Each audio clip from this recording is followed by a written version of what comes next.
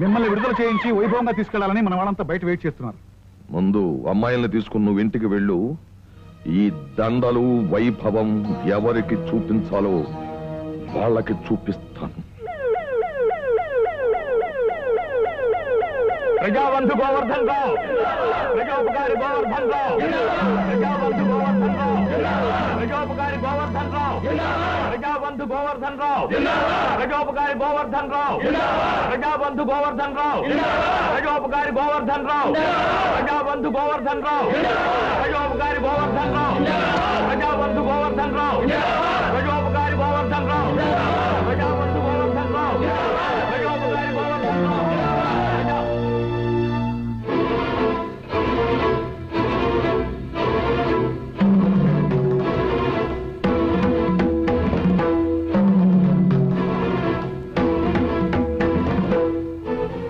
గుర్తున్నానా బ్రహ్మనాయుడు గారు?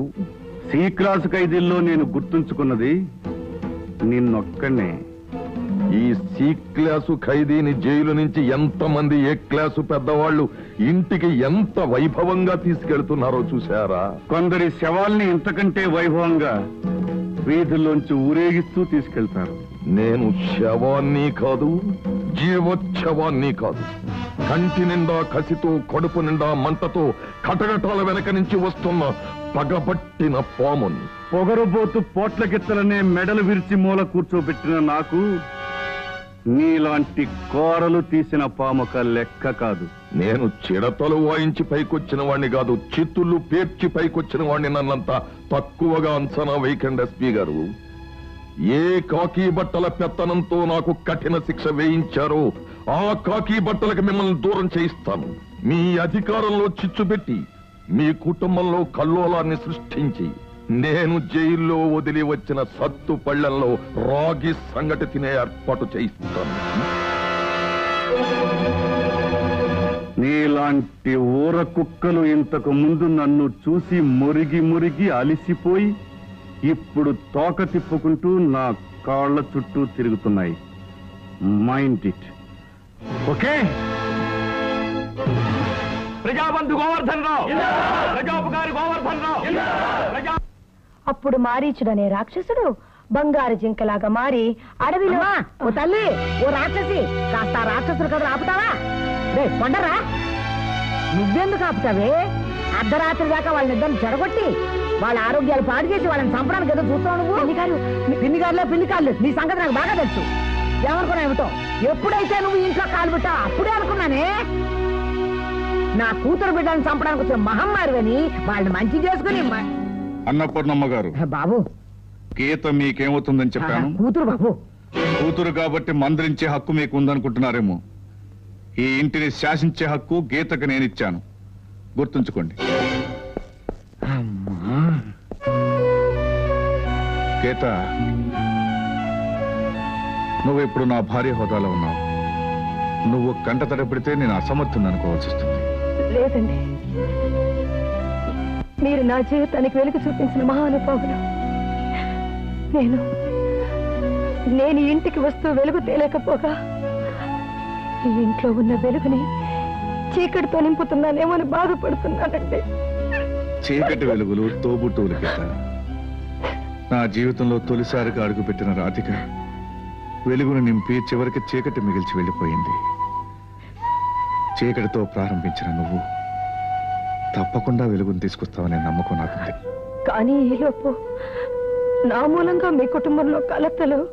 మీ కుటుంబంలో కాదు, మన కుటుంబంలో. రేపు హరి పుట్టినరోజు. నువ్వు వెళ్ళి కేకు తయారు చేయించి తీసుకొస్తున్నావు. ఓకే? కొద్దిగా నువ్వు కార్లో కూర్చో, బిల్లు ఇచ్చేసా.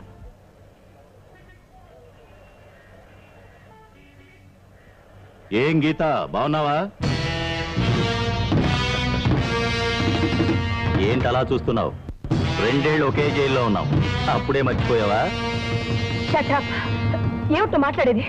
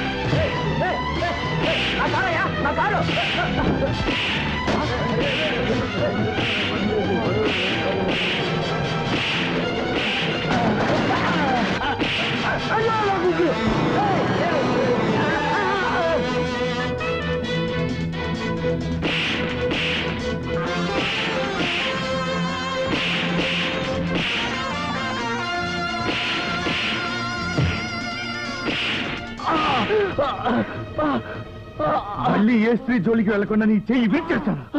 ఆగండి, నన్ను కొట్టకండి, నన్ను వదిలేయండి.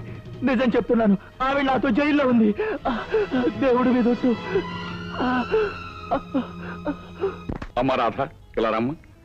డియర్ ఫ్రెండ్స్, ఈ హ్యాపీ బర్త్డే సందర్భంగా మీ అందరికీ ఒక హ్యాపీ న్యూస్. మా అమ్మాయి రాధను బ్రహ్మనాయుడు తమ్ముడు రఘుకిచ్చి పెళ్లి చేయబోతున్నాం.